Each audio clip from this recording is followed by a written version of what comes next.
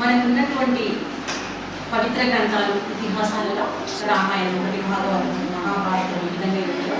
అందులో రామాయణం కూడా మనకు చాలా ముఖ్యమైనటువంటి పవిత్ర గ్రంథం.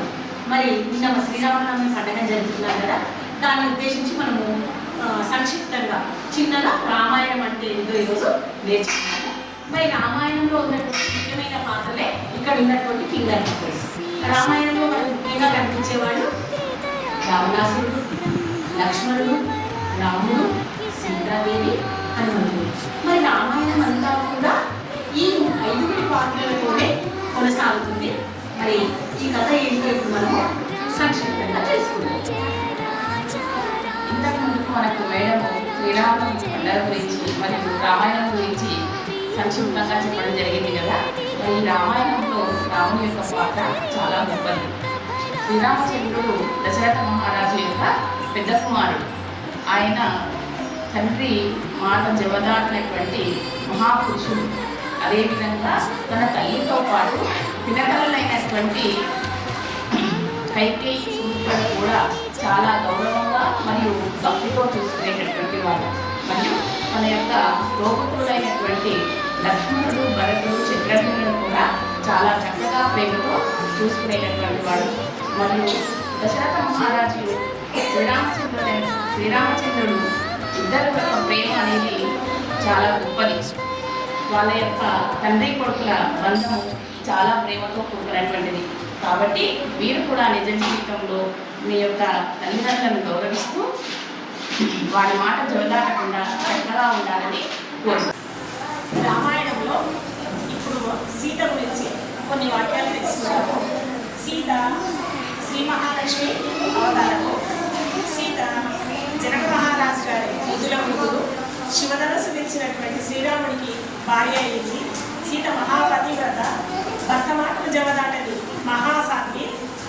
రాముడు అరణ్యవాసంలో వెళ్ళినప్పుడు తనతో పాటు అరణ్యవాసం వెళ్ళినటువంటి గొప్ప ఇల్లాలు.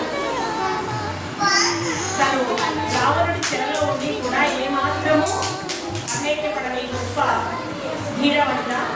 వాల్మీకి ఆశ్రమంలో ఉన్నప్పుడు ఎంతో ధైర్యంగా తన బిడ్డలైనటువంటి లక్ష్మణులకు పెంచినటువంటి గొప్ప ధీరవనిత స్త్రీ. ఈమె సహనానికి మారులేదు, ధైర్యానికి మారులేదు, చాలా గొప్ప గుణవంతురాలు. ప్రతి స్త్రీకి కూడా సీత ఆదర్శవంతమైనటువంటి స్త్రీ.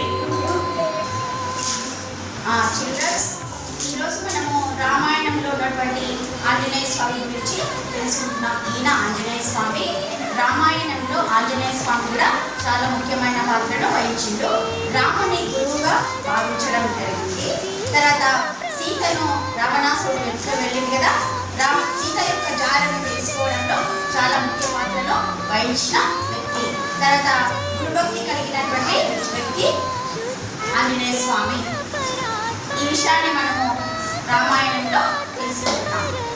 ఆంజనేయ స్వామి కూడా రామాయణంలో చాలా ముఖ్యమైన పాత్ర వహించిన వ్యక్తి. రామాయణంలో ఇప్పుడు మనం లక్ష్మణుడి గురించి తెలుసుకుందాం. లక్ష్మణుడు శ్రీరాముని యొక్క సోదరుడు. అంతేకాకుండా లక్ష్మణుడు శ్రీరాముని ఒక గురువుగా, ఒక తండ్రిగా భావించేవాడు. అంతేకాకుండా అన్న అంటే ఎంతో గౌరవంగా ఉండేవాడు. మరి సీతారాములు 14 ఏళ్ళు వనవాసానికి వెళ్ళేటప్పుడు వారితో పాటు లక్ష్మణుడు కూడా ఎలాంటి సుఖాన్ని, సంతోషాన్ని కోరకుండా వనవాసానికి వెళ్ళి అక్కడ వారి బాగోగులను చూసుకుంటూ వారిపై ఎంతో శ్రద్ధగా స్వామి భక్తిని చాటినటువంటి వ్యక్తి. మరి అంతేకాకుండా లక్ష్మణుడు మంచి యుద్ధ నైపుణ్యం కలవాడు. మరి రావణాసురుడి చెర నుంచి సీతను రక్షించడంలో ప్రముఖ పాత్ర పోషించినటువంటి వ్యక్తి లక్ష్మణుడు. మరి రామాయణంలో లక్ష్మణుడి పాత్ర తర్వాత నెక్స్ట్ రావణాసురుడి పాత్ర. మరి రావణాసురుడు మహాశివభక్తుడు. మరి ఈయనకు రావణ బ్రహ్మ అనే పేరు కూడా ఉంది. మరి ఈయన కఠినంగా ఎన్నో సంవత్సరాలు కఠిన దీక్ష చేసి తపస్సు చేసి ఆ శివుని యొక్క ఆత్మలింగాన్ని పొందడం జరిగింది.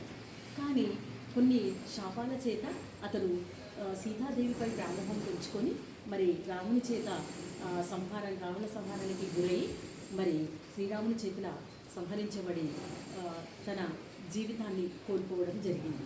మరి మొత్తానికి ఈ రామాయణ కథ ద్వారా మనం మన జీవితంలో మరి అన్నాతమ్ములు ఏ విధంగా రామలక్ష్మణ వాళ్ళు ఏ విధంగా కలిసి ఉండాలి, అదేవిధంగా సీతారాముల దాంపత్యం అన్యోన్య దాంపత్యాన్ని ఎలా కొనసాగించాలని వారిని చూసి, అదేవిధంగా ఆంజనేయ స్వామి ద్వారా ఒక గురి భక్తిని, ఒక స్వామి భక్తిని ఎలా కలిగి ఉండాలి అనేదాన్ని, మరి మన మనసు లోపల వచ్చిన చెడు ఆలోచన ద్వారా మన జీవితం ఏ విధంగా పతనం అవుతుందనే విషయాన్ని రావణుడి ద్వారా తెలుసుకొని మన సమాజంలో ముందుకు వెళ్ళాలని ఈ చిన్న సందేశము రామాయణం ద్వారా తెలియజేస్తున్నాము. థ్యాంక్ యూ, ధన్యవాదాలు.